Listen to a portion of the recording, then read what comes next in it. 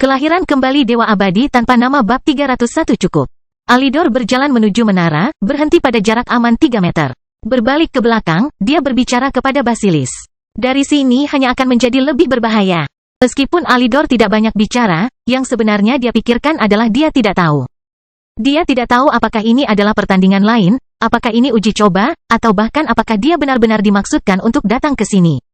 Apakah ini misi bunuh diri? Apakah dia benar-benar dimaksudkan untuk menyesuaikan diri dan mengikuti jalan yang dilakukan orang lain? Penyamaran Alidor menghilang bersama dengan penyamaran orang lain. Dia hanya menggunakannya sebagai langkah tambahan, karena seperti yang dia katakan, dia belum bersiap menghadapi musuh yang begitu lemah. Mungkin jika ada yang mendengar pendapat Alidor tentang putra pertama, mereka akan terkejut. Bagaimanapun, Alidor masih dalam tahap pembentukan meridian, namun, dia dengan mudah berurusan dengan kejeniusan terbaik yang ditawarkan klan Dewa Raja pada tahap itu. Namun, dengan keserbagunaan yang diberikan aurora bawaan kepada Anda, terutama jika menyangkut indera keenam dan kecerdasan Anda, orang-orang dengan tingkat kultivasi yang sama hampir tidak memiliki peluang. Meskipun indera keenam aurora tidak bisa melihat melalui teknik seperti mata Buddha klan Uida atau mata Asura Imperial keluarga Matilde, itu meningkatkan indera Anda. Anda bisa melihat lebih baik, mendengar lebih baik, dan secara teknis, bahkan merasakan, mencium, dan mengecap lebih baik. Itu merupakan peningkatan keseluruhan yang sangat besar sehingga seringkali, mereka yang memiliki aurora bawaan dibatasi oleh tubuh mereka dan bukan oleh indera mereka. Contoh utama dari hal ini adalah ketika Dion ditikam tepat di jantungnya oleh Oliver, kakak laki-laki Madeline. Pada saat itu, Dion melihat serangan Oliver dan bahkan dengan sempurna memasang barisan untuk mencegatnya, tetapi, dia tahu tubuhnya tidak akan bereaksi pada waktunya. Indra keenam benar-benar memberi pengguna aurora bawaan kemampuan untuk berpikir dan merasakan dengan kecepatan yang tidak dapat ditandingi oleh siapapun. Tiba-tiba, sebuah suara kecil membuat Alidor tersadar dari lamunannya. Kakak laki-laki, ya, bisakah kamu menceritakan kisahnya lagi padaku? Alis Alidor berkerut. Mengapa kamu bersikeras mendengarkan sesuatu yang kamu tahu akan membuatmu sedih? Kayara terdiam cukup lama sebelum dia memberikan jawaban yang selalu dia berikan kepada kakaknya. Kamu selalu menjaga aku. Aku bahkan tidak tahu seberapa banyak kamu menderita setiap hari supaya kamu bisa. Saya ingin menyeimbangkannya dengan cerita ini. Jantung Alidor berdebar-debar karena sesuatu yang jarang dia rasakan. Kayara selalu menjawab seperti ini, tapi dia selalu bereaksi seperti ini. Itu konyol, dan dia benci betapa tidak masuk akalnya hal itu. Tapi, kemurnian di balik proses berpikir adik perempuannya adalah sesuatu yang sulit dia kubur. Kamu tidak perlu melakukan ini. Ini pekerjaan saya, dan ini adalah pekerjaanku. Kayara cemberut. Mata Alidor bersinar dengan emas saat dia mulai dengan rajin mempelajari menara epistemik, mulai berjalan perlahan mengelilingi pangkalan besar itu. Keluarga kami pernah menjadi bagian dari marga Uida. Kami berbagi banyak teknik, kemauan dan filosofi mereka. Namun, struktur keluarga kami aneh di antara orang-orang di dunia Amretial. Sebagai dua bagian yang setara dari klan kolektif kita, Uidah dan Gautama memilih pemimpin mereka berdasarkan bakat. Masalah dengan metode ini berasal dari metode kami dalam mengukur bakat dan bagaimana hal itu membuat banyak hasil kami menjadi bias. Kami mengikuti jalan Buddha, dan meskipun ada 10 kekuatan yang seimbang sempurna, keluarga kami hanya berhasil menemukan satu mata Buddha. Oleh karena itu, pemimpin kita dipilih oleh orang-orang yang mampu menguasai mata Buddha hingga tingkat tertinggi. Namun, ada sesuatu dalam faksi Gautama kami yang memberi kami keuntungan begitu besar hingga generasi demi generasi akan berlalu sebelum anggota keluarga Uida berkuasa. Dan tentu saja itu adalah bakat jiwa kami. Keluarga Gautama, karena satu dan lain hal, mungkin telah mewujudkan pemilik aurora paling bawaan dalam sejarah. Meski begitu, bukan berarti jumlah kami banyak. Dalam sejarah panjang kita, saya hanyalah orang ke-12. Alidor berhenti, sepertinya mempelajari sesuatu sebelum melanjutkan. Namun, meski jumlahnya masih sedikit, namun jumlahnya masih jauh lebih banyak dibandingkan marga seperti marga Ragnar, Sapientia, dan Pakal. Dan, bahkan ketika aurora bawaan tidak dihasilkan, kemampuan kami untuk mengembangkan jiwa dan jiwa bawaan kami jauh di atas rata-rata sehingga kami masih mempertahankan keunggulan. Akhirnya marga Uidah merasa muak. Mereka lelah kehilangan kekuasaan selama ribuan tahun dan bekerja sama dengan sebuah klan untuk melenyapkan kami. Saya tidak yakin klan apa itu, atau apa tujuan mereka membantu Uidah, tapi yang terpenting adalah mereka membantu. Pada akhirnya, semua kecuali kami berdua tersapu habis. Ibu dan ayah mengirim kami ke gerbang untuk bersembunyi, berharap aurora bawaanku akan menjaga kami berdua tetap aman selagi kami bertumbuh. Tamat. Kakak, kamu terlalu banyak memotong. Saya tidak bahagia. Kayara mengerutkan keningnya. Bagaimana dia bisa berbagi rasa sakit kakaknya jika Alidor terus memotong bagian yang paling memilukan? Alidor hanya menghela nafas, mengabaikan adik perempuannya. Dia tidak perlu mengetahui detailnya. Dia tidak perlu memikirkan ibunya dinajiskan. Dia tidak perlu memikirkan ayahnya disiksa. Dia tidak perlu memikirkan kakak laki-lakinya yang meringkuk di ruang bawah tanah yang gelap. Memegang bungkusan yang menjadi dirinya dalam pelukan kecilnya saat dia menyaksikan semuanya terjadi melalui celah di langit-langit. Itu adalah kenangan yang disimpan Alidor untuk dirinya sendiri. Pikiran yang akan dia gunakan sebagai bahan bakarnya saat dia terus maju. Dan ini adalah langkah kedua. Bibir Alidor hampir membentuk senyuman saat dia selesai berjalan mengelilingi menara. Baiklah, aku benar, bagus. Mengulurkan tangannya ke depan, Alidor menggambar susunan yang rumit. Dan, secara ajaib, tangannya tidak dimutilasi seperti Kaigan. Sebaliknya, sebuah pintu berkabut muncul 3 meter di depan menara epistemik. Ayo pergi. Melihat diam-diam saat Basilis masuk, Alidor melihat ke belakang sekali lagi sebelum melanjutkan. Alisnya berkerut, tapi dia tidak bisa menemukan bukti sesuatu yang luar biasa. Jadi, dia melanjutkan, pintu berkabut itu menghilang di belakangnya. Segera, terjadi keheningan total. Menara itu menjulang dan fluktuasi spasial acak terus bergerak di udara. Ketika tiba-tiba, kilatan emas muncul di udara, seorang pemuda tampan keluar dari sana. Menurutku membiarkanmu menggunakan wajahku adalah pembayaran yang cukup bagiku untuk menggunakanmu. Bukankah begitu? Dion tersenyum pada dirinya sendiri, berdiri di depan menara sebelum berjalan maju dengan percaya diri. Kelahiran kembali Dewa Abadi tanpa nama bab 302 berbahaya. Dion mendarat ke tanah, diam-diam mempelajari area tempat Alidor dan kelompoknya menghilang. Dia cukup puas sekarang. Dia telah bertaruh pada susunan alkimianya sendiri dan menang. Dari apa yang dia tahu, meskipun dasar-dasar alkimia Alidor jauh melampaui miliknya, kekuatan jiwa Dion masih lebih kuat daripada Alidor. Namun, hal itu membuat apa yang dilakukan Alidor menjadi lebih mengesankan. Tahap jiwa Alidor saat ini berada pada tingkat esensi yang lebih rendah, sedangkan tahap Dion berada di puncak kelima, hanya beberapa jiwa lagi yang terkoyak dari tingkat esensi tinggi. Meskipun demikian, dasar-dasar Alidor sangat kuat sehingga dia dapat menggambar susunan di puncak tahap praktisi dengan kecepatan yang hanya bisa ditandingi oleh Dion jika dia menggambar susunan tingkat praktisi. Sehubungan dengan arai lengkap itu, jalan pintas pengaturan kecepatan Dion adalah masalah lain. Tapi, bukan itu saja. Kualitas susunannya sedemikian rupa sehingga mendeskripsikannya dalam istilah susunan praktisi sepertinya kurang. Contoh sempurna dari hal ini adalah dalam duel Dion dengan formasi Kerajaan Elfin dan Guild Alkimia. Ketika pertama kali naik ke panggung, putra penatua Dior, Lufon, telah memprovokasi Dion dengan menyatakan bahwa penguasaan formasi tingkat umum keempat jauh melampaui penguasaan tingkat umum pertama Dion. Pada saat itu, anggota Guild Formasi berasumsi bahwa dengan kekuatan jiwa Dion, dia hanya bisa menggambar susunan level umum 1. Hanya saja dia kebetulan berada pada tingkat penguasaan yang sulit dipahami dalam susunan tingkat rendah itu. Jadi, Dion, bukannya membantah, malah setuju. Kemudian, dengan menggunakan susunan level umum pertama, dia benar-benar menghancurkan harapan pembalasan Lufon. Jika Anda memperhitungkan hal ini, bukankah itu berarti Alidor juga melakukan hal yang sama? Jiwa bawaannya bahkan tidak sekuat jiwa Dion, karena hanya berada di puncak tahap foundation. Dan, meskipun sebagian besar berasumsi bahwa ini adalah batasan untuk jiwa bawaan Dion yang sempurna naik ke tahap Peak Blossom ketika dia mengaktifkan manifestasinya. Namun, kelemahan Alidor tidak berhenti sampai di situ. Sementara Dion memiliki akses ke teknik budidaya jiwa tingkat dewa tertinggi, Alidor tidak memiliki hal seperti itu. Apa yang dia miliki hanyalah waktu, kesabaran, warisan klan Gautama, dan mungkin guru terhebat yang pernah ada pencipta gerbang.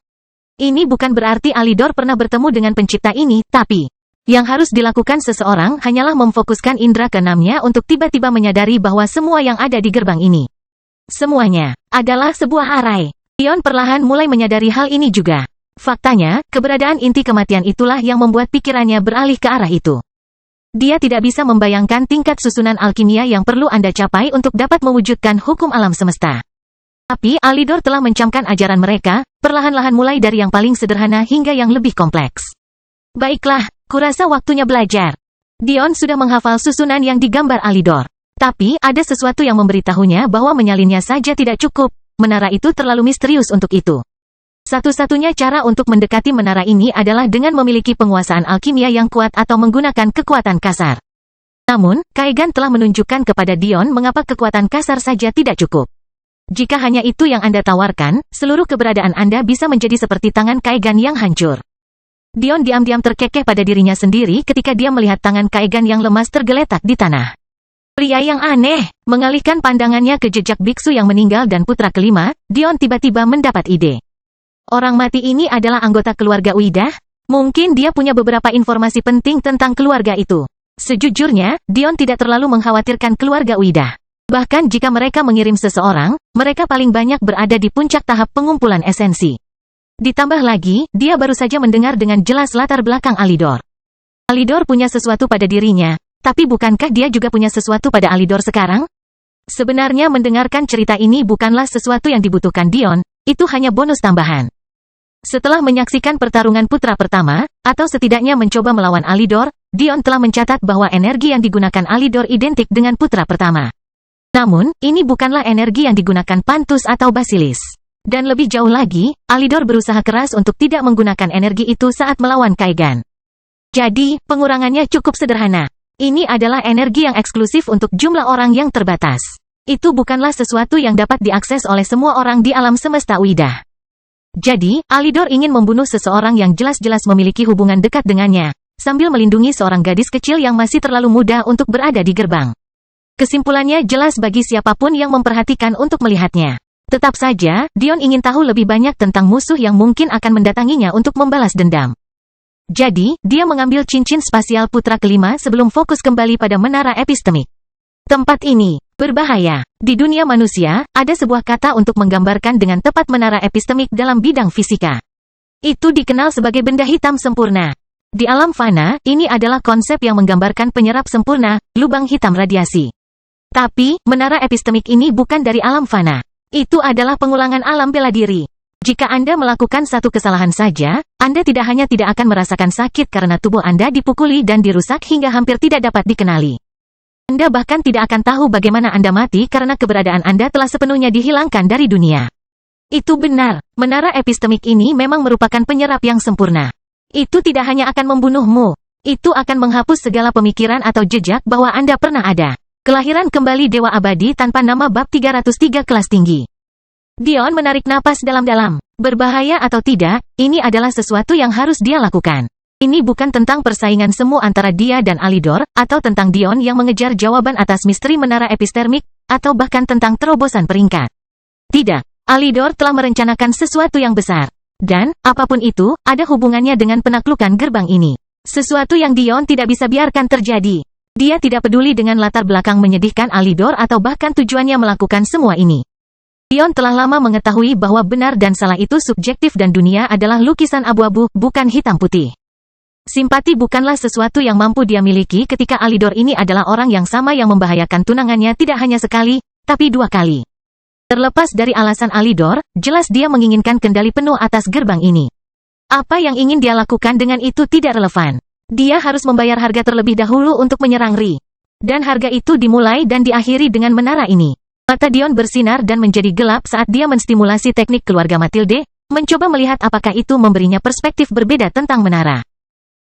Sakit kepala yang membelah melanda otak Dion. Matanya berkedip cepat, langsung memotong mata kekaisaran Asura. Berengsek, tekniknya bereaksi seperti itu memperjelas kepadanya bahwa ini bukanlah teknik yang seharusnya dia lihat dengan cara itu. Setidaknya tidak secara langsung. Dion mulai memikirkan kembali susunan dan metode Alidor. Dia telah berjalan mengelilingi menara, meluangkan waktu untuk menganalisis semuanya sebelum dia menggambar susunannya.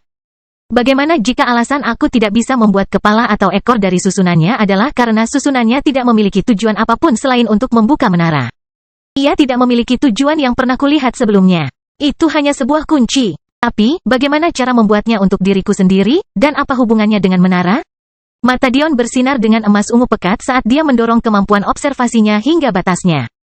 Apa yang aku tahu, ruang itu terkunci di area ini, tapi juga terhubung di dalam ruang ini. Saya tahu kekuatan kasar tidak akan membuka menara. Saya tahu menara ini adalah penyerap sempurna. Penyerap sempurna. Bagi Dion, poin terakhir ini sepertinya yang paling penting. Apakah menara itu sendiri yang memancarkan ciri-ciri penyerap yang sempurna? Atau apakah itu penghalang di sekelilingnya? Karakter putra pertama tidak perlu menyentuh menara untuk dimutilasi. Mata Dion menyipit saat sebuah ide terlintas di benaknya. Bukankah air mata spasial memiliki karakteristik yang sama? Selama ini kita menganggapnya seperti distorsi spasial, namun saya tidak merasakan adanya kemauan spasial. Ini adalah poin bagus lainnya. Bahkan Kaigan yang melawan Alidor sendiri belum merasakan kemauan spasial apapun. Itu bisa berarti beberapa hal.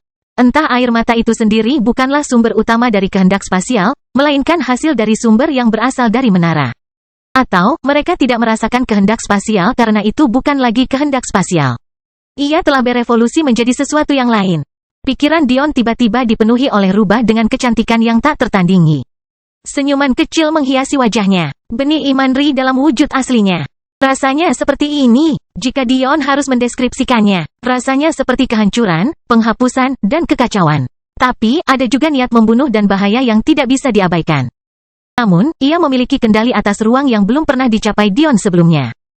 Jika kemauan spasial Dion tidak dilengkapi dengan keinginan waktunya untuk membentuk gravitasi, atau menyatu dengan teknik gerakan langitnya, dia jarang menggunakannya. Itu terlalu lemah. Tentu saja ini masuk akal. Kehendak spasial mungkin dapat diakses. Tetapi Anda tidak dapat berharap untuk melipat ruang dan menghubungkan alam semesta dengan sesuatu yang dapat digunakan oleh ahli tahap dasar atau tahap pembentukan meridian manapun.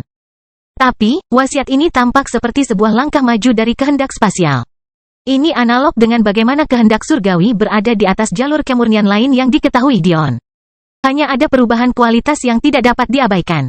Ini membantu. Dion tiba-tiba duduk, manifestasi humanoidnya berkembang di belakangnya saat dia mendorong tahap jiwanya ke puncaknya. Mustahil bagi Dion untuk mempelajari wasiat baru ini, wasiat yang akan segera ia pelajari bernama Void. Dia tidak memiliki ketertarikan untuk mempelajari kemauan yang rumit dan tingkat tinggi seperti itu. Satu-satunya alasan dia mengetahui kehendak surgawi adalah karena tuannya telah memompa dia dengan esensinya. Dion telah lama mengetahui bahwa ada tingkatan di antara keinginan. Ada beberapa hal yang dapat dipelajari oleh hampir semua orang. Surat wasiat yang sederhana dan lugas, yang sebagian besar mencakup senjata umum dan surat wasiat unsur. Namun, terjadi peningkatan kualitas yang drastis saat Anda mencari keinginan yang lebih kuat. Ini adalah wasiat yang langka, namun keberadaannya sangat kuat.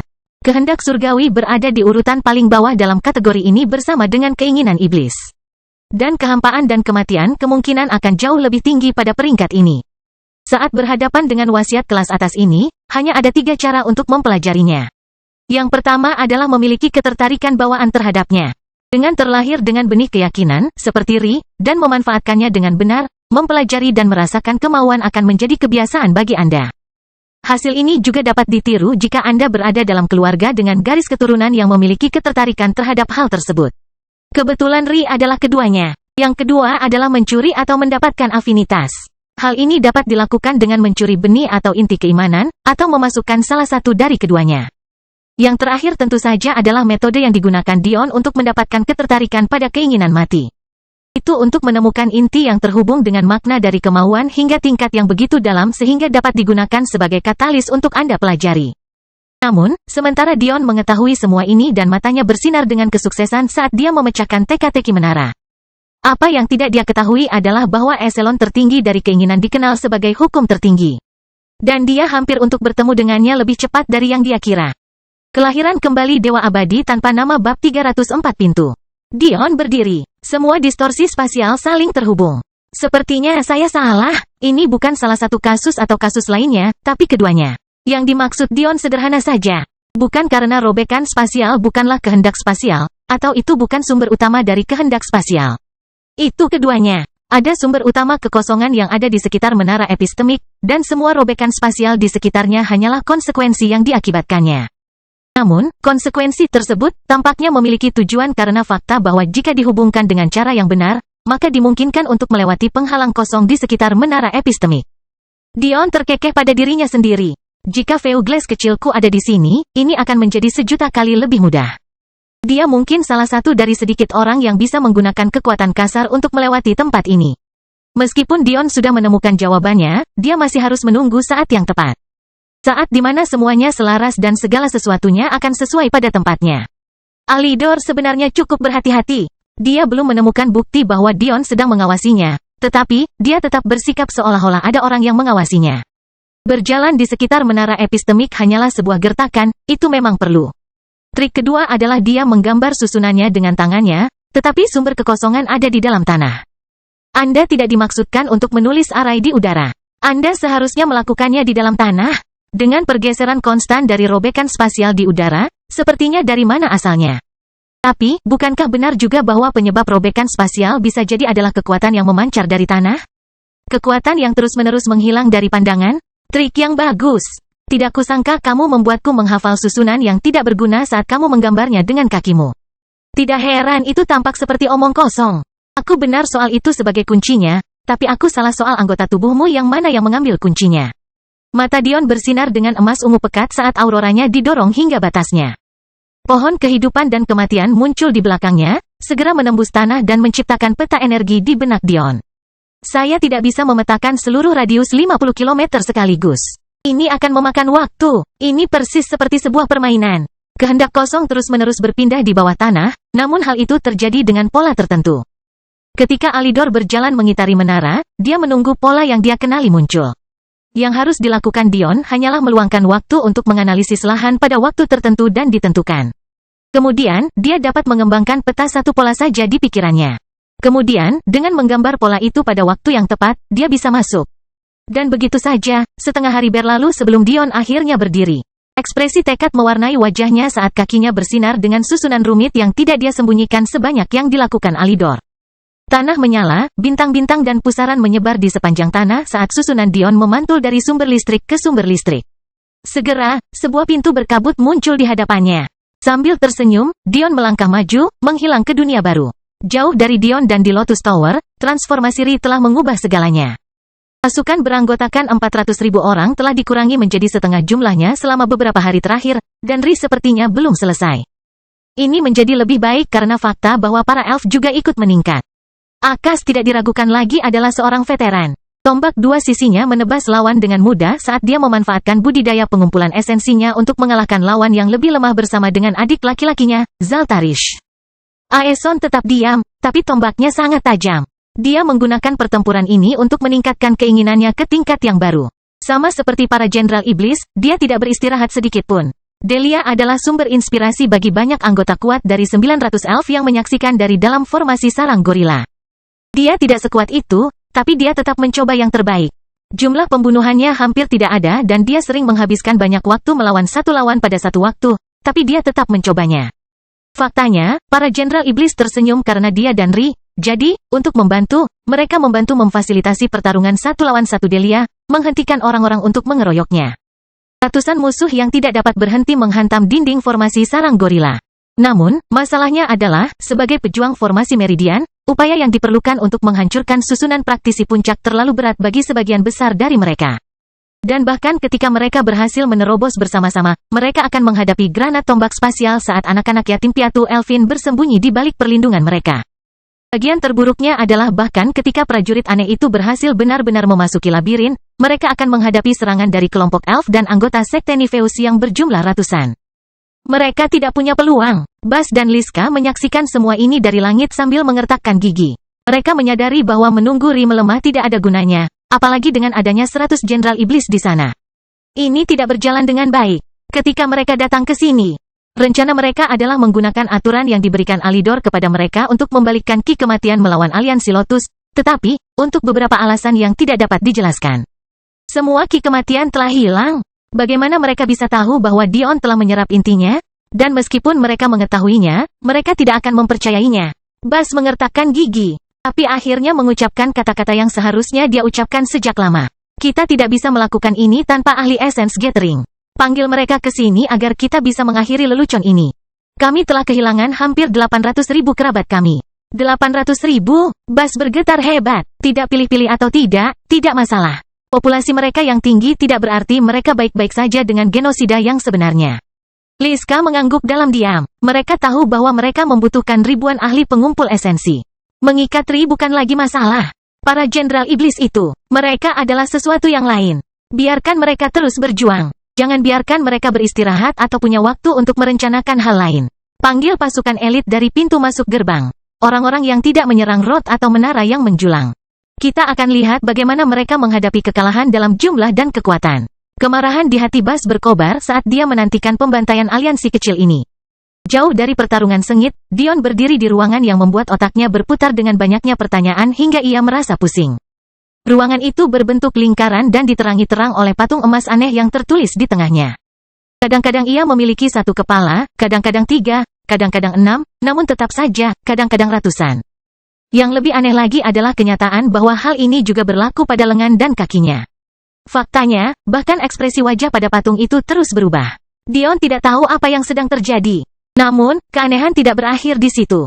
Di bawah kaki Dion ada kabut emas gelap aneh yang tampak hampir berwarna zaitun. Energi yang sama persis dengan yang digunakan Kaegan dan Alidor menyerangnya, hanya berdiri di dalamnya memberi Dion perasaan aneh yang selalu berubah sehingga dia merasa seperti mabuk perjalanan. Persis seperti inilah yang dia rasakan saat Alidor menyerangnya untuk pertama kalinya. Dia tidak bisa memahami dikotomi energi yang aneh. Itu selalu berubah seperti patung.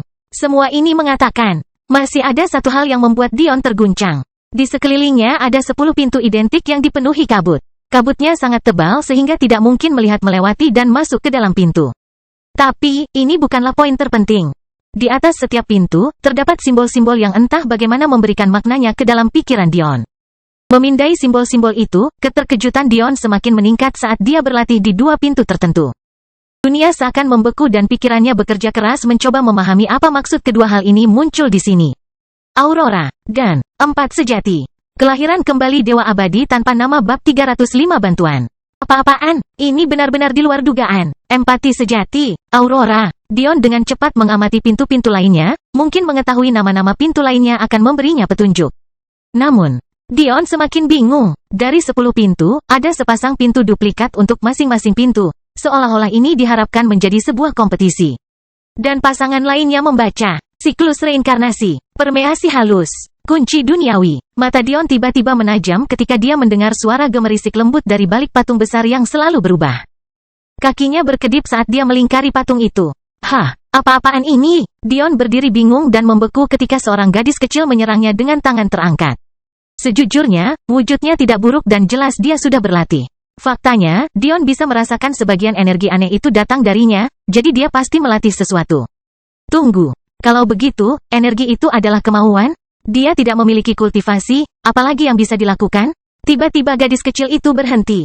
Itu kamu pria yang tampan. Dion mengangkat alisnya. Pria tampan itu. Beberapa saat kemudian, Dion akhirnya mengenali gadis kecil ini sebagai adik perempuan Alidor. Tapi kenapa dia tidak punya perlindungan? Menurutku, bagi Alidor, ini adalah tempat teraman baginya. Ada musuh-musuhnya dan fluktuasi spasial di luar, dan di dalam, cobaan pasti terlalu berbahaya untuk membawanya. Pada akhirnya, Alidor memutuskan bahwa kecil kemungkinannya siapapun selain Dion yang bisa masuk. Tapi, bagi Alidor, ada kemungkinan besar Dion sudah mati, meski dia tidak yakin.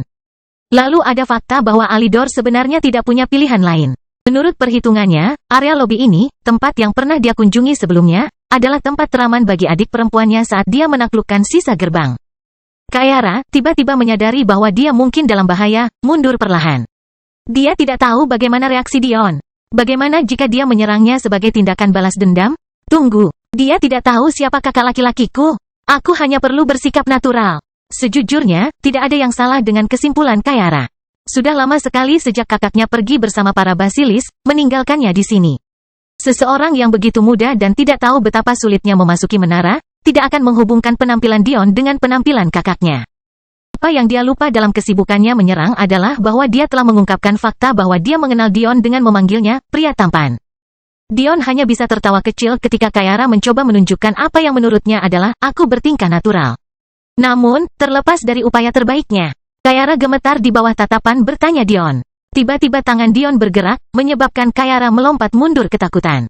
Tapi, hanya kilatan cahaya yang terjadi ketika 2 anak muncul di hadapan Kayara. Mata hitamnya yang besar berkedip kebingungan. Kenapa dia melakukan ini? Lila kecil memandang dari Dion ke Kayara sebelum tampak mengerti.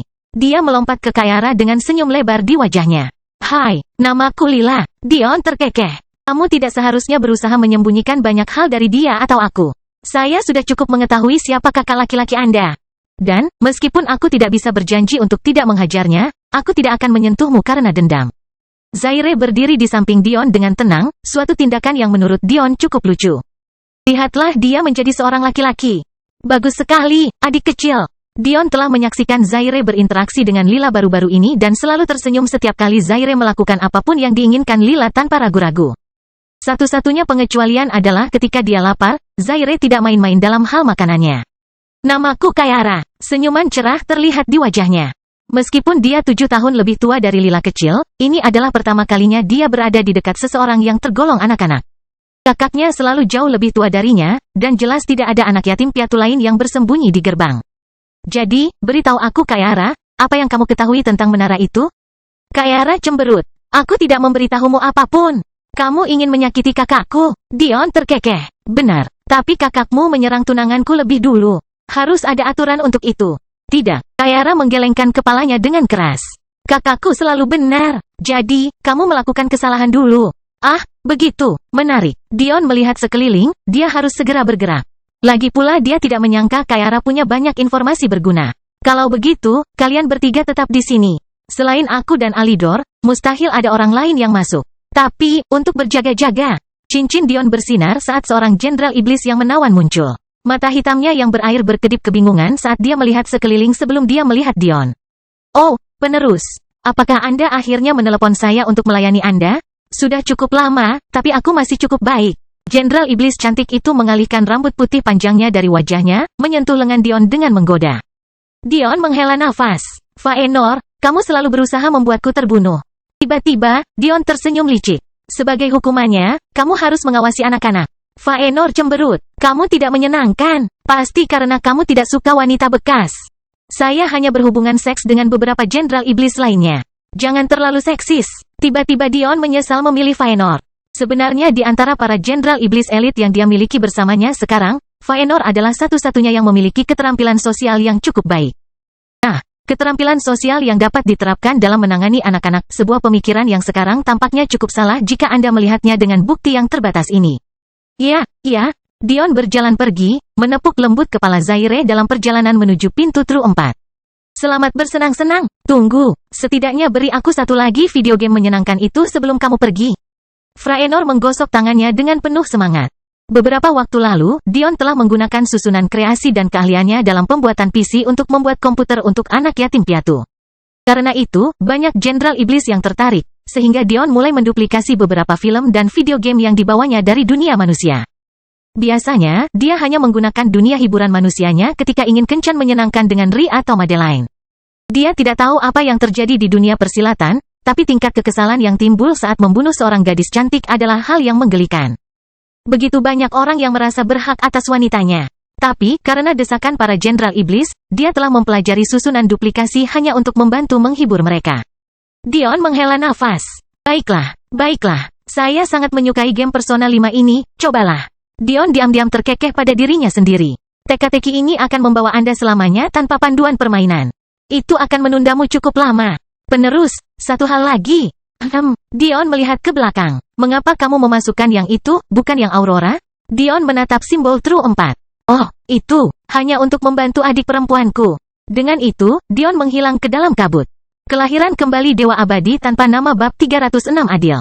Penglihatan Dion tiba-tiba terputus sepenuhnya. Rasanya seperti berada dalam gelembung, benar-benar terpisah dari segalanya. Satu-satunya perasaan bahwa dia masih menjadi dirinya adalah suara darah yang mengalir deras ke seluruh tubuhnya dan detak jantungnya yang stabil. Tiba-tiba, sebuah suara yang dalam bergema di benak Dion. Sudah ribuan tahun sejak seseorang mengikuti permainan ini dengan benar, dan bahkan lebih lama lagi sejak kami memiliki kontestan yang sah. Namun, kalian berdua hari ini? Dion mengangkat alis, jelas ada lebih dari 2. Basilis juga telah masuk. Mengapa saya harus menghitung ular-ular itu? Mereka bahkan tidak akan berhasil melewati satu percobaan pun. Saya baru saja memindahkan mereka begitu mereka masuk. Saya tidak suka orang yang tidak berguna. Oh bagus, dia membaca pikiranku. Setidaknya Lila kecil tidak menggunakan kemampuannya untuk melawanku. Gadis kecil itu cukup baik. Anda seharusnya tidak mengikuti uji coba ini. Dia sebenarnya memiliki kecocokan tertinggi yang pernah saya lihat dengan salah satu kemampuan saya. Ya, kemampuan True 4. Kemampuanmu, tentu saja. Setiap pintu adalah panduan untuk mencapai kesempurnaan di jalur kemampuan saya. Teknik ilahi, tawa serak memenuhi pikiran Dion. Apakah menurutmu Aurora milikmu sebanding dengan teknik Dewa Belaka? Jangan konyol, mereka tidak bisa dibandingkan. Apa sebenarnya yang kamu coba lakukan di sini? Selamat bersenang-senang, jelas sekali. Dion hampir bisa melihat suara memutar matanya. Dia ingin berpikir bahwa konyol jika entitas sekuat itu bersikap begitu picik, tapi dia mencoba menahan diri. Bisa aja. Kamu pikir kamu bisa menggunakan trik ruang berpikir untuk melawanku seperti yang kamu lakukan pada gadis jade itu? Kami bahkan tidak berada di level yang sama. Dion menghela nafas, pasrah karena pikirannya dibaca. Saya ingin mengambil uji coba ini sebagai pengganti adik perempuan saya. Karena kamu ingin bersenang-senang, itu tidak akan membuat banyak perbedaan bagimu, kan? Tentu saja ini membuat perbedaan. Melanggar aturan permainan tidak pernah menyenangkan. Kalau begitu, buatlah lebih sulit. Masih tidak. Kalau begitu jelas ini bukan untuk kesenanganmu. Apa yang kamu sembunyikan? Apa tujuan sebenarnya di balik ini? Tekanan tiba-tiba melanda Dion. Dia mengira dia merasakan gunung yang tidak dapat diatasi ketika dia menghadapi inti kematian. Tapi, ini berada pada level yang sama sekali berbeda. Rasanya seolah-olah dia memiliki jutaan hingga miliaran tahun untuk berlatih, dia bahkan tidak akan mencapai kaki entitas ini. Alis Dion berkerut, saya tidak bisa bertanya sekarang. Entitas itu tiba-tiba mulai tertawa. Bayangkan menyadari bahwa Anda tidak mempunyai peluang untuk melawan saya bahkan dengan waktu yang telah atau akan terjadi, dan masih menjawab dengan tidak sopan. Apakah kamu keras kepala, berani, atau bodoh? Aku tidak bisa menyaring pikiranku dengan tepat. Dan itulah mengapa saya harus mendengar dan merasakan ketakutan Anda. Saya pikir saya telah memutuskan bahwa Anda terlalu bodoh untuk merasa takut.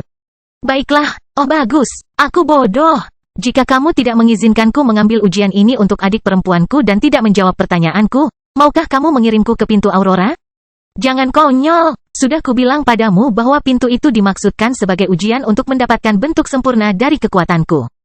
Mengapa Anda membutuhkannya karena Aurora bawaan Anda sudah sempurna? Bukankah kekuatan jiwa bawaan Anda berada di level 4? Apakah kamu hanya suka membuang-buang waktu? Sempurna. Jadi begitu. Saya hanya berasumsi Anda tidak memberikan bentuk sempurna dari kemampuan Anda. Saya tidak. Hanya saja, tempat asalmu telah menghalangi keinginanku untuk waktu yang lama. Anda baru saja menghancurkan bendungan dan mendapatkan beban penuh dari kemampuan yang seharusnya tersebar ke banyak orang. Itulah sebabnya perwujudanmu sangat konyol. Anda cukup beruntung dan saya kira tidak beruntung pada saat yang sama. Akankah diblokir? Jangan repot-repot bertanya dengan jujur. Terlibat dalam urusan manusia bukanlah hal yang saya sukai dan saya tidak mencoba berurusan dengan remaja laki-laki yang emosional. Saya di sini untuk bersenang-senang. Alis Dion berkerut. Ini adalah kedua kalinya seseorang menghindari sesuatu yang buruk karena dipaksa ke alam fana. Yang pertama adalah tetua dari klan Daiyu, dan sekarang adalah entitas tak dikenal ini. Dia belum pernah mendengar hal ini dari orang lain. Juga, jika Dion memperhatikan bagaimana penatua Daiyu menua, dia akan sangat terkejut melihat entitas ini tampaknya dapat berbicara dengan bebas tanpa khawatir. Dia hanya memilih untuk tidak melakukannya karena alasan yang sama menjengkelkannya dengan dirinya. Dan apa artinya tidak mencampuri urusan manusia? Bukankah itu yang dia lakukan saat ini? Baiklah, berhentilah memikirkan hal-hal yang tidak berguna, nak. Anda jauh lebih menarik daripada karakter lainnya. Pikirannya hanya dipenuhi perhitungan. Faktanya, kalau dipikir-pikir, kamu satu-satunya orang yang relatif waras yang datang ke sini dengan salah satu kemampuanku. Dari apa yang kulihat, orang cenderung menjadi gila ketika mereka hanya memiliki sebagian dari kemampuanmu. Ayah, bagaimana ini salahku? Manusia fana berpikiran sangat lemah. Saya hanyalah kesadaran yang terputus dari tubuh utama saya. Yang saya lakukan sepanjang hari hanyalah melayang-layang dan memeriksa menara ini dan 99 menara lainnya sesering mungkin. Namun disinilah saya setelah jutaan tahun, baik-baik saja. Tapi mungkin agak sadis. Bisa aja. Dari apa yang saya lihat dalam ingatan Anda, orang-orang dari dunia Anda menikmati menonton pria dan wanita saling memukul sampai mati. Dan itu merupakan hiburan bagi mereka. Apa hakmu untuk meremehkanku? Saya kira dia berbicara tentang tinju dan MMA. Adil. Tentu saja itu adil. Saya mengutamakan keseimbangan. Saya tidak akan pernah melakukan sesuatu yang tidak adil. Dion mulai mengabaikan entitas itu. Dia tidak tahu mengapa ia menolak untuk memberitahunya apapun atau mengapa dia memainkan permainan ini, tetapi ada hal lain yang membebani pikiran Dion. Sesuatu yang penting. Kelahiran kembali Dewa Abadi tanpa nama bab 307 katakan padaku. Itu bukanlah sesuatu yang sering dia pikirkan, tapi, selama ujian masuk Akademi Fokus, tugasnya sangat sederhana. Faktanya, sungguh menggelikan betapa mudahnya hal itu. Yang perlu dia lakukan hanyalah menguji bakat kultivasinya dengan batu aneh. Menurut petugas, seorang lelaki yang sangat datar yang kebetulan adalah kapten kapal pesiar perak yang ditariknya, batu itu merangkum rata-rata bakat pengembangan jiwa, raga, dan energinya. Pada akhirnya, Dion mendapat skor rata-rata, sesuatu yang sangat mengejutkan orang-orang dari dunia persilatan. Dia selalu bertanya-tanya, mengapa mereka begitu terkejut dengan nilai rata-rata? Ini dia, memikirkan hal-hal yang tidak berguna lagi. Sepertinya kamu tidak mendengarkan apapun yang aku katakan. Baiklah. Bolehkah saya mengajukan pertanyaan terkait uji coba itu sendiri? Tentu. Oke. Bagaimana mereka bekerja? Ujiannya berbeda-beda tergantung kemampuannya. Uji coba Aurora mungkin yang paling abstrak. Itu berkaitan dengan indera Anda, bakat jiwa Anda, dan kemampuan Anda untuk memahami konsep-konsep kompleks. Saya tidak bisa memberikan aurora yang sempurna kepada orang bodoh. Bukankah aurora meningkatkan kecerdasanmu? Tentu saja. Tapi, jika kamu bodoh, dan kamu mendapat dorongan, bukankah kebodohanmu akan berkurang sedikit saja? Ini bekerja lebih baik jika Anda sudah pintar. Mungkin itu sebabnya wasiatku memilihmu setelah bendungan itu pecah. Yah, itu mungkin menyukai kebodohanmu. Apakah aku bodoh atau pintar? Keduanya, tentu saja. Apakah ini kembali ke keseimbangan yang kamu bicarakan? Melihat, cerdas. Apakah satu-satunya hadiah yang kamu berikan adalah kekuatan itu sendiri? Ada penghargaan lainnya. Tergantung perasaan saya. Sepertinya aku ingat memberikan cincin spasial di jarimu kepada seseorang. Oh, tidak heran levelnya sangat tinggi. Apakah kamu tidak membantuku berbuat curang dengan membiarkanku memiliki cincin ini? Menipu di gerbang? Tidak terlalu. Anda dapat menggunakannya untuk membawa ahli tingkat tinggi ke alam semesta lain. Tetapi jika Anda melepaskan mereka di gerbang itu sendiri, mereka akan mati seketika. Bahkan ahli formasi Dao Anda tidak ada artinya di hadapan saya. Seolah-olah mereka bisa lolos dari aturanku. Kebanggaan jelas terdengar dalam suara berat entitas itu. Lalu bagaimana dengan susunan alkimia?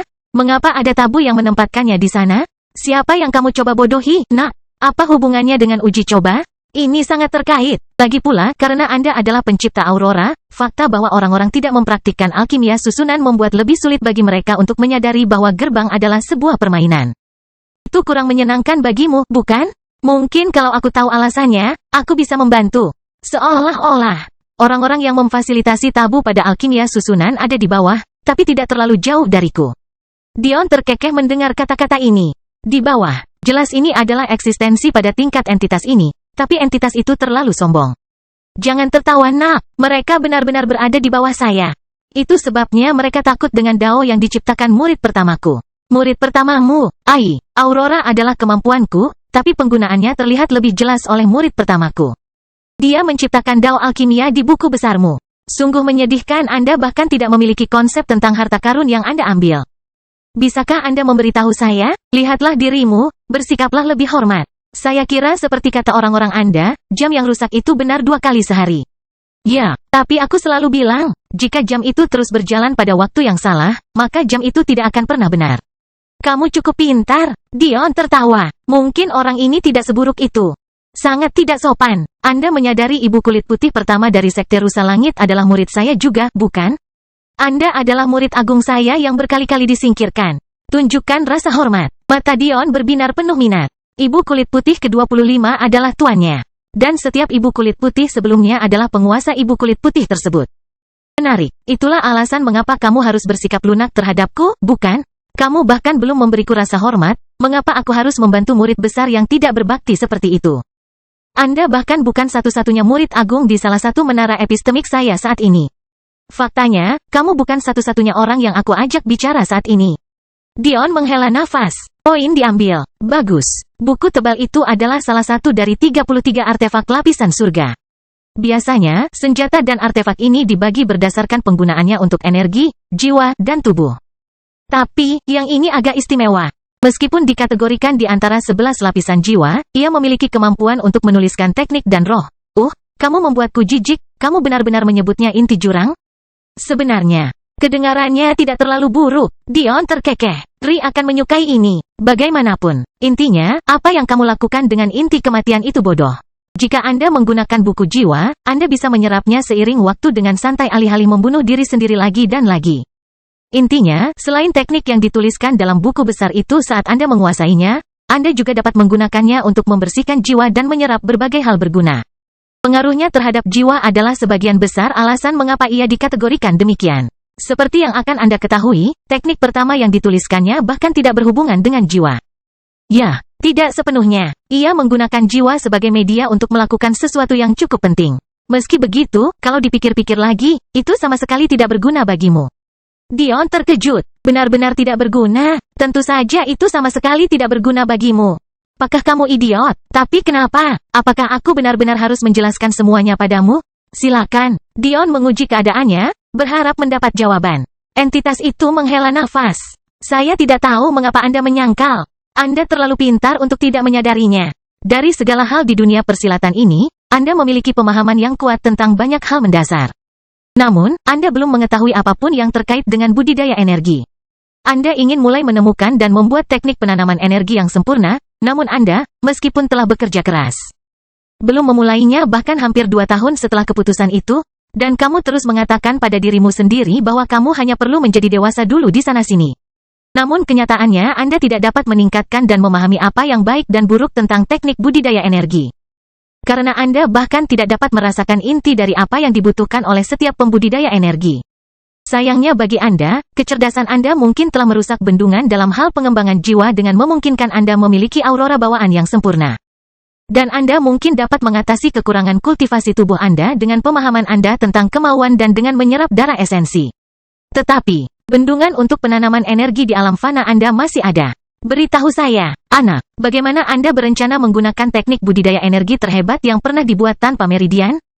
Kelahiran kembali Dewa Abadi tanpa nama bab 308 kehabisan. Oh, benar-benar menarik. Entitas tersebut tampak bingung dengan jawaban Dion. Dia dapat melihat dengan jelas bahwa ini adalah reaksi Dion yang sebenarnya. Dia tidak menunjukkan kekecewaan atau ketakutan. Faktanya, dia sudah memikirkan banyak kemungkinan cara untuk menghadapinya.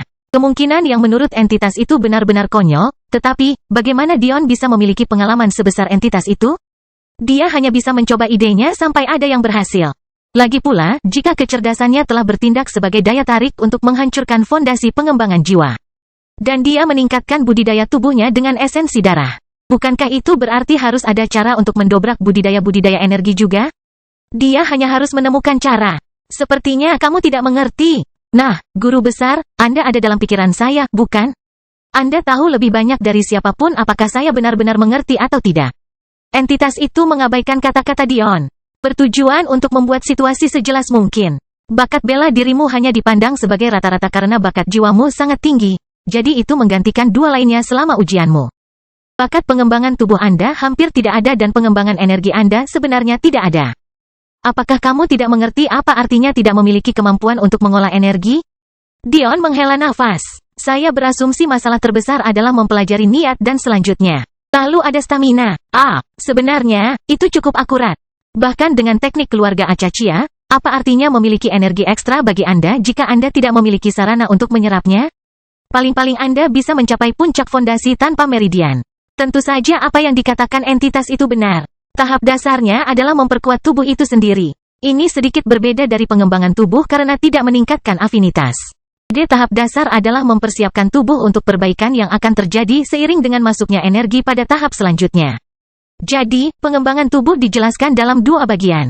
Yang pertama adalah peningkatan kekuatan secara instan dan yang kedua adalah peningkatan afinitas keinginan di masa depan. Namun, budidaya energi tingkat pertama, tahap dasar, sedikit berbeda. Fokusnya adalah mempersiapkan tubuh untuk pengembangan energi di masa depan. Satu-satunya alasan keberadaannya adalah untuk memberikan organ, saraf, tulang, dan lainnya, sebuah peluang bagi evolusi. Evolusi kualitatif. Tujuan akhir dari pukulan itu melampaui. Namun, pukulan ke tubuh hanya dapat meningkatkan tubuh hingga ke tingkat paling atas dari level tersebut. Itu tidak mampu mendorong Anda melewati batas. Oleh karena itu, budidaya energi memenuhi peran tersebut melalui cara yang berbeda. Dengan memperkuat organ, kulit, tulang, dan darah Anda dengan energi esensi, ini membuka tubuh Anda untuk ditingkatkan lebih jauh lagi melalui meridian Anda. Intinya, energi esensi membuka pintu. Kemudian, energi suci membukanya lebih jauh. Kemudian energi langit lebih jauh lagi. Energi misteriusnya lebih jauh lagi. Hingga Anda akhirnya mencapai tahap kualitatif kedua dari belakang. Ya, tahap dasar dan pengembangan tubuh menghasilkan peningkatan kekuatan tubuh. Tapi, keduanya sama sekali berbeda. Lebih buruk lagi, lanjut entitas itu. Tidak bisa mempelajari maksud dan tujuan lebih jauh lagi adalah sebuah kerugian besar. Anda melihat betapa kuatnya gadis Madeline itu setelah mengetahui suatu niat. Bahkan dengan bakat jiwamu, itu mustahil untuk ditebus. Apalagi jiwa Anda akan dibatasi oleh kekuatan tubuh Anda yang akan dibatasi oleh pengembangan energi Anda. Anda tidak dapat berharap untuk dapat mempertahankan kekuatan jiwa Anda tanpa pengembangan energi. Seperti yang mungkin Anda ketahui, jiwa segera mengalami perubahan kualitatif setelah ia memasuki tahap Sein. Pada saat itu, tubuh yang kuat tidak lagi cukup. Anda memerlukan perubahan kualitatif yang disediakan oleh energi esensi. Aku sudah mengetahui semua ini. Kamu tahu, aku sudah mengetahui semua ini. Ngapa kamu begitu bersikeras membuatku merasa putus asa? Dion terkekeh pada dirinya sendiri. Entitas ini sungguh aneh. Entitas itu menghela nafas. Apa menariknya menonton drama tanpa drama? Konyol, bukankah kemampuanmu untuk melihat semuanya? Apalagi yang mungkin menarik bagi Anda? Oh hentikan, hanya pemegang kekuatanku yang tidak sempurna yang merasa terbebani oleh hal-hal seperti itu. Saya bisa mematikan kemampuan True 4 saya sesuka saya. Faktanya, berbicara tentang orang-orang dengan kemampuan saya, aku jelas-jelas salah tentangmu. Kupikir hanya kamu yang waras, tapi sepertinya kamu juga gila. Ayolah, guru besar, katakan sesuatu pada cucumu. Pev, aku kenal kamu bukan cucu. Tidak memberiku hiburan. Konyol sekali. Anda punya solusinya, bukan? Anda memiliki kemampuan untuk menanamkan salah satu kemampuan Anda kepada semua orang yang ada. Meskipun banyak yang tidak memiliki aurora bawaan, mereka masih memiliki kemampuan untuk mengakses aurora miliknya sendiri, bukan? Ditambah lagi, katamu sendiri, keinginanmu menyebar ke seluruh alam semesta. Hanya saja ada blok yang mencapai alam fana. Biarkan cucu Anda menunjukkan mengapa dia layak menerima bantuan Anda, bagaimana? Sebenarnya, selama Anda berkultivasi ke lapisan tahap dasar ke-9, saya mungkin memiliki satu set meridian yang tersebar. Akan sangat menarik melihat Anda menyerapnya. Terutama mengingat betapa menyakitkannya hal itu. Alis Dion berkerut kebingungan sebelum entitas itu melanjutkan menjelaskan. Anda perlu berkultivasi hingga puncak lapisan tahap pondasi terlebih dahulu karena meridian yang saya maksud telah disesuaikan dengan semua keinginan yang ada. Artinya, itu akan menembakmu hingga 108 meridian terbuka dalam waktu dekat. Bahkan di ruang yang benar-benar gelap, mata Dion melebar. Memikirkan sesuatu yang sepele itulah yang akhirnya mengejutkanmu. Remeh, jelas itu hal sepele. Menempa meridian Anda dengan semua keinginan yang ada hanya membutuhkan duduk di kantong ruang. Bukan kantong buatan, kantong asli. Kantong asli, ya, sampah asli. Dunia warisan, misalnya, adalah contoh kantong buatan. Itu adalah dunia yang diciptakan oleh para ahli. Kantong ruang nyata tidak terpisahkan dari dunia nyata. Itu sama, namun terpisah. Dan, energi di dalamnya membawa aliran segala kehendak yang ada. Alasan mengapa Anda tidak dapat melihat bagian atas atau bawah menara epistemik adalah karena desainnya dimaksudkan untuk menstabilkan ruang seperti itu. Siapapun yang pernah memasuki menara dengan kekuatannya sendiri berhak untuk berlatih di dalamnya. Berapa banyak emosi yang dapat Anda alami hanya dibatasi oleh ketekunan Anda. Dan, biasanya, jika Anda berhasil mencapai menara ini, Anda akan mendapatkan banyak hal. Tunggu. Kamu bilang itu tidak terpisah. Tapi lalu katanya terpisah. Entitas itu menghela nafas. Sulit sekali berbicara dengan anak-anak. Ya, ini adalah kantong ruang yang sangat nyata. Mereka bukanlah ruang terpisah yang tertulis di dunia ini. Mereka adalah dunia ini. Mereka adalah asal-muasal segala keberadaan dan energi yang ada di dalamnya. Apakah energi yang perlahan-lahan habis di alam semesta? Kelahiran kembali Dewa Abadi tanpa nama bab 309 sarang. Ini dia. Energi tersebut dikenal dengan nama Gamma. Sesuatu yang menurutku muncul dari seseorang yang terlalu malas. Itu hanya kependekan dari amalgamasi. Energi di ruang nyata hanyalah kombinasi dari segala sesuatu yang telah kita ketahui. Yang jelas juga mencakup semua keinginan. Tetapi kalau itu semua energinya, bukankah itu juga termasuk energi suci dan sejenisnya? Bukankah orang-orang dengan tingkat budidaya rendah akan meledak? Aku benar-benar harus menjelaskan semuanya padamu. Bukan, ruang-ruang ini jelas memiliki tingkatan di dalamnya. Dan merupakan kesalahpahaman bahwa Anda hanya perlu melunakkan meridian Anda satu kali. Anda dapat mengendalikan keinginan Anda di setiap perubahan level. Lagi pula, mengapa lebih baik meredam meridian Anda dengan kemauan? Tidakkah kamu ingin menguatkan dirimu dengan niat juga? Jadi begitu, itu memang masuk akal. Jadi kurangnya kesabaran mungkin juga menjadi penghambat orang-orang. Kalau dipikir-pikir lagi, klan dewa manapun di atas klan dewa raja memiliki akses ke setidaknya satu dari ruang ini. Benar-benar tidak terlalu mengesankan. Alam semesta Anda terlalu lemah. Baiklah. Lalu apa yang harus saya lakukan untuk mendapatkan meridian ini? Saya senang Anda mengerti bahwa saya tidak akan memberikannya begitu saja kepada Anda. Biasanya, Anda dapat memilih hadiah pada level itu dengan menguasai salah satu kemampuan saya hingga sempurna. Jadi itu berarti aku sudah mendapatkannya, bukan? Dion menyeringai. Dengarkan nak, guru besar, kamu tidak akan berbohong kepada cucumu, bukan? Kamu bilang kamu tidak suka kalau orang melanggar aturan. Anda tidak akan memanfaatkan saya, bukan? HMPH. Saya bisa melakukan apapun yang saya inginkan. Dion menghela nafas. Baiklah. Dia tidak suka dimanfaatkan untuk hiburan, sama sekali tidak. Tapi, ada sesuatu yang memberitahunya bahwa tidak mungkin semua ini hanya untuk hiburan. Jika ya, mengapa dia mengirimkan Basilis? Kenapa dia tidak membiarkan dia menghasilkannya untuk adik perempuannya? Dan mengapa dia, terlepas dari kata-katanya, menghabiskan waktu begitu lama untuk menjelaskan banyak hal kepada Dion? Bahkan fakta bahwa dia bersedia memberitahu Dion tentang solusi masalah meridiannya sudah cukup untuk disyukuri oleh Dion. Saya pikir akan adil jika Anda mengizinkan saya menyelesaikan sesuatu yang lebih sederhana, bukan?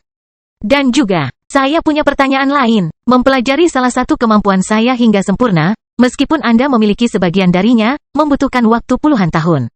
Kurasa aku bisa memberimu kelonggaran.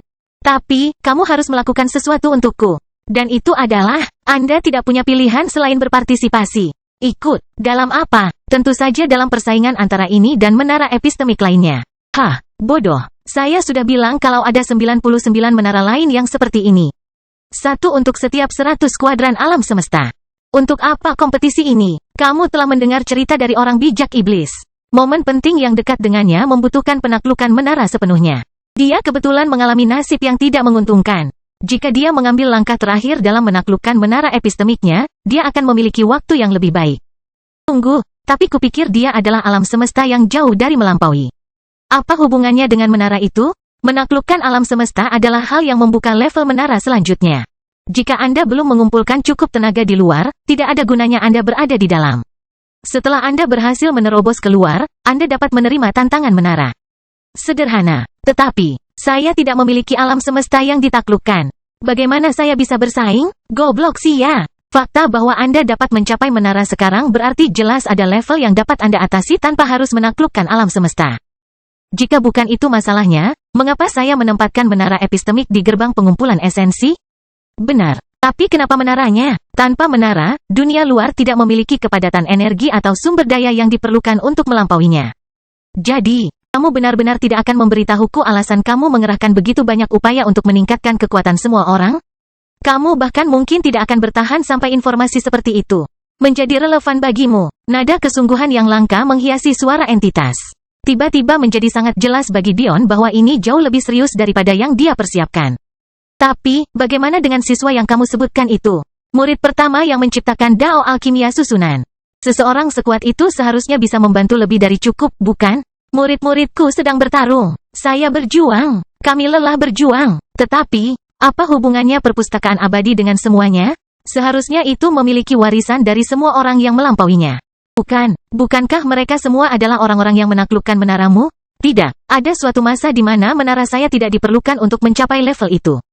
Ada suatu masa di mana sumber daya dan energi begitu melimpah sehingga Anda bisa menjadi ahli formasi Dao hanya dengan makan dan tidur. Ada suatu masa di mana jumlah alam semesta hampir tak terhingga. Ada suatu masa di mana tidak ada seorang pun yang harus menaklukkan alam semesta untuk bercocok tanam. Sayangnya, memaksakan perang adalah satu-satunya cara agar saya dapat menemukan hal-hal yang layak untuk energi saya.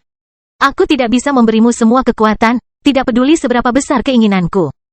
Jadi, saya hanya bisa memaksa Anda semua untuk bertarung di antara Anda sendiri dan mendapatkannya. Ternyata permainanmu punya tujuan.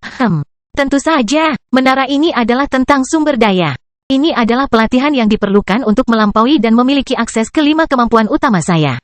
Oleh karena itu, ia dilindungi oleh apa yang kalian sebut sebagai permainan kuno.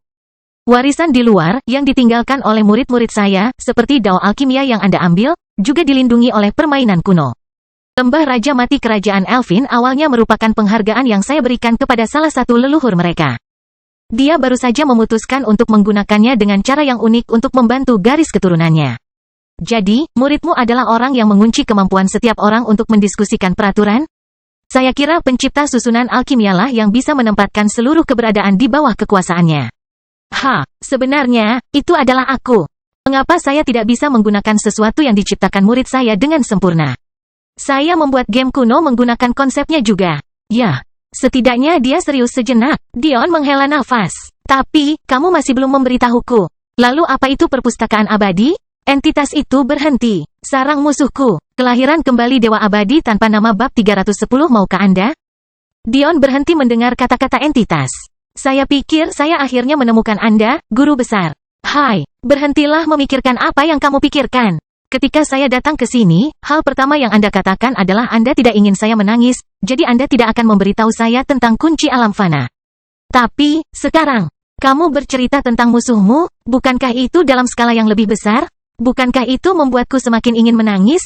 Kamu hanya ingin seseorang untuk curhat. Meskipun Dion tidak dapat melihatnya, entitas itu mengangkat alisnya. Kemudian dia tiba-tiba menyadari bahwa Dion tidak tahu tentang hukuman karena berbicara tentang hal-hal yang terjadi di dunia manusia. Jika Dion tahu, dia akan menyimpulkan bahwa hal-hal yang terjadi di dunia manusia tidak terjadi dalam skala yang lebih kecil. Sama sekali tidak. Sesuatu bahkan mampu mengunci kekuatan entitas ini. Sesuatu yang mampu menghentikan entitas ini untuk membicarakannya. Sesuatu yang bahkan menyebabkan beberapa klan terbesar yang ada pindah ke alam semesta Dion. Bagaimana ini bisa menjadi sederhana? Jika Dion tahu tentang hukuman itu, dia akan menyadari bahwa entitas yang tidak ingin memberitahunya apa yang terjadi di dunia manusia karena dia tidak ingin Dion yang depresi hanyalah sebuah alasan. Fakta bahwa entitas dapat menyinggung apa yang terjadi tanpa menderita hukuman yang dialami Penatua Daiyu adalah bukti kekuatannya.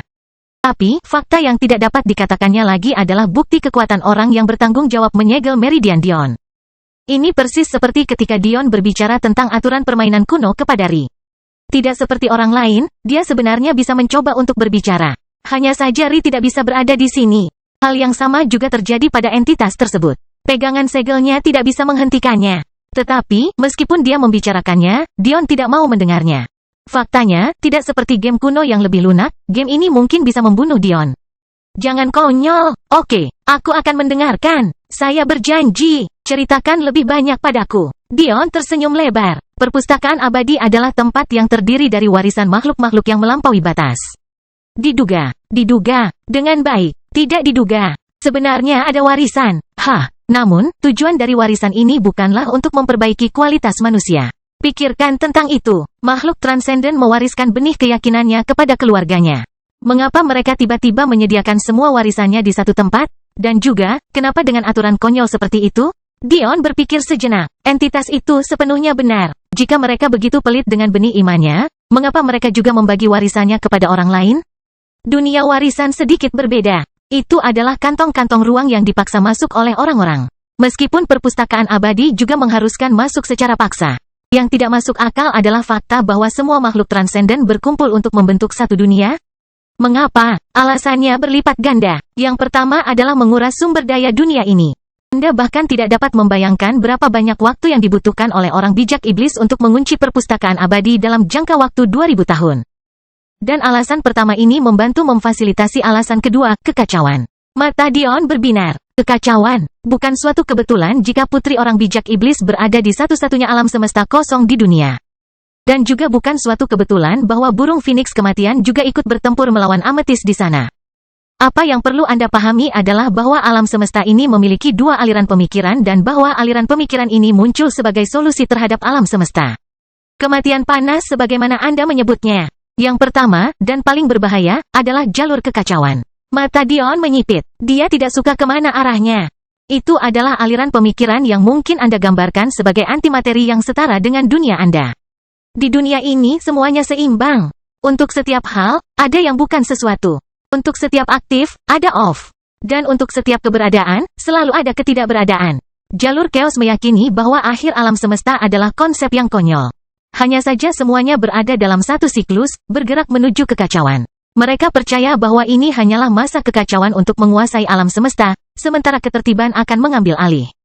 Jadi, maksudmu mereka mengizinkan orang memasuki perpustakaan abadi untuk membuat mereka gila dan meningkatkan kekacauan? Dan bahwa mereka juga meningkatkan pergerakan menuju kekacauan dengan memaksa mereka yang mampu memasukkan energi dalam jumlah besar ke dalam waktu untuk menguncinya? Jadi dimensage yang diteleportasi ke masa depan bukanlah suatu kebetulan. Tapi, kenapa kamu tidak memberitahu orang bijak iblis itu seperti yang kamu katakan padaku? Membiarkan seseorang sekuat itu menabur kekacauan seharusnya bertentangan dengan keinginanmu. Baru-baru ini saja aku mampu membagi jiwaku seperti yang kulakukan sekarang. Dion tetap diam mendengar jawaban ini. Entitas itu benar, lagi. Dion belum pernah memikirkannya sebelumnya, tetapi membagi kesadaran Anda sebagai entitas itu tidaklah sehat. Lupakan. Akulah yang memberitahumu bahwa aku sudah berada di sini selama jutaan tahun. Saya akan memaafkan komentar tidak sensitif Anda untuk saat ini. HMPH. Jika Dion punya air di mulutnya, dia mungkin akan memuntahkannya. Entitas ini benar-benar keterlaluan. Tapi, setidaknya dia menerima tanggung jawab. Dialah yang mengatakan bahwa dia telah berada di sini selamanya padahal sebenarnya waktunya jauh lebih singkat dari itu. Itulah yang dia dapatkan karena melebih-lebihkan untuk membuktikan suatu hal. Bagaimanapun, aliran pemikiran kedua diciptakan oleh murid saya sebagai pembalasan. Arai alkimia, ya, arai alchemy secara harfiah mampu menulis hukum alam semesta. Murid saya berpikir bahwa jika kamu mencapai level yang cukup tinggi, kamu dapat menciptakan alam semesta baru. Bahkan kemauan dan energi pun tidak akan mustahil jika kamu memiliki pemahaman yang cukup mendalam. Sama seperti inti kematian. Benar sekali. Inti kematian adalah contoh salah satu wasiat yang berhasil ditiru oleh murid saya dengan sempurna.